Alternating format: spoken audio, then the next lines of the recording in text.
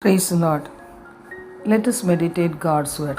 Lover of our soul, Lord, you brought me up from the grave, brought me back to life from among those going down to the pit. You who are faithful to the Lord, sing praises to him, give thanks to his holy name. His anger lasts for only a second, but his favor lasts a lifetime. Weeping may stay all night, but by morning, joy. Psalms 33 to 5. Dear children of God, often we think about our life and the promises which are all given by God and our strong belief about that. But sometimes we are urged by situations and our soul almost went into dead condition. We lost our joy and happiness. At that time, we couldn't explain the deepest heartache. But God tells us today, I am not allowing the death of your soul. Many are in sick bed because of this. So God, our compassionate Father, tells us, my daughter or my son, remember my grace and love upon you till this day. I know the pain, how it hurts you, but don't allow Satan to overcome you in this depression. Cheer up.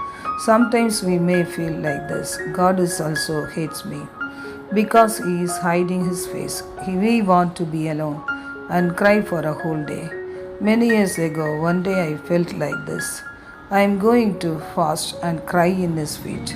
So I shed tears. God told me, stop crying. Every week you are coming, crying and going. Allow me, my child. I am working behalf of you only. So have faith and just go with peace.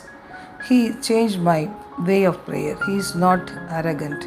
He is not selfish. He cares about us. He will do all at his time in a beautiful manner. So stay cool, he said. His favor is greater than his anger. My father was a man of anger. He used to beat me severely, but he brought us many eatables in the same day. He had a kind heart, but he couldn't add knowledge to expose to us. Even though we suffered because of his unfaithfulness to our family, but he had some good, caring heart. Some years before he died, I thought I should never forgive him because of his ignorance. But before his death, I forgave him, and he listened God's word. He came to my house, and he was happy to see my husband and children, but he died without salvation.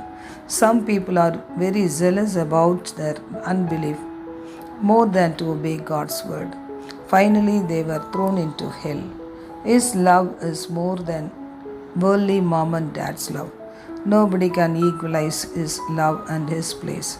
Weeping may be in your life today, but survey joy will come at the right time. Many young people ignored their parents' advice, and I know many sisters are crying for their young boys, even they are 14, 15 years.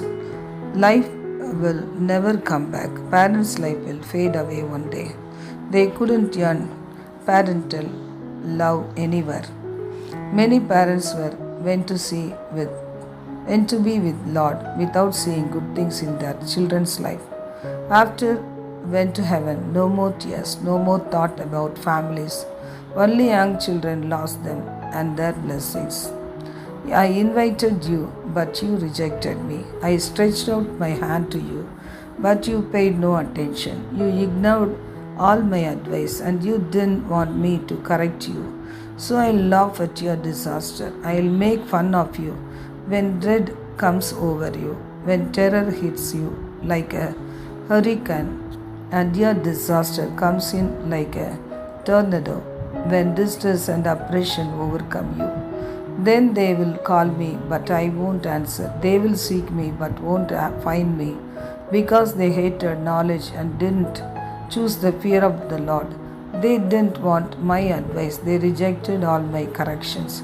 Proverbs 1:24 to 30. God himself says, if you ignore me continually, I will never help you in your trouble. Because you are not listening my involvement, you hated me because of your pride. But days will come, you will seek me, but I won't allow you to find me.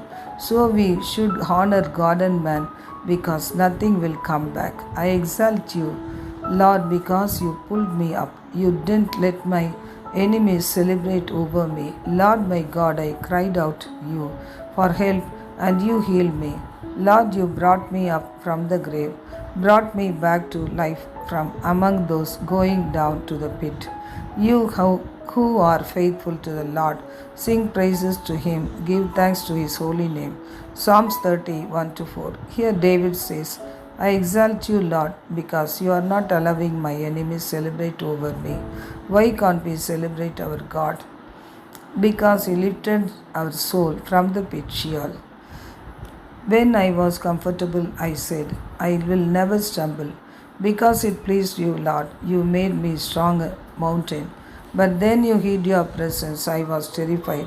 I cried out to you, Lord, I begged my life, begged my Lord for mercy. What is to be gained by my spilled blood, by my going down into the pit? Does thank you does it proclaim your faithfulness, Lord? Listen and have mercy on me. Lord, be my helper. Psalms 36 to 10. Not only David, if we taste the presence of God, surely we couldn't live without him. Every relationship, friendship, authorities, fame, prosperity have an end. But he is eternal. If you hid your presence, I am not ready to live like that. I will cry, I will beg, have mercy upon me, Lord. He says, but if he kept silent means it's the time to grow in faith. So we should remember he did in our past life and we must thank him for that. Satan may try his best to pull ourselves out from his presence, but if we are faithful, he couldn't disturb us. You changed my mourning into dancing. You took off my funeral clothes and dressed me up in joy so that my whole being might sing praises to you and never stop. Lord, my God, I will give thanks to you forever.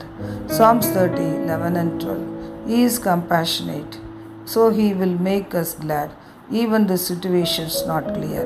He will change our mind strength, and then we will never ask him for evidence. Without any argument, our soul will longs for him and his word. So don't dare to curse God. Open your heart and mind to taste his goodness. Add praising time daily in your life. God will give you answers in supernatural ways at this time. God bless you all. God bless you.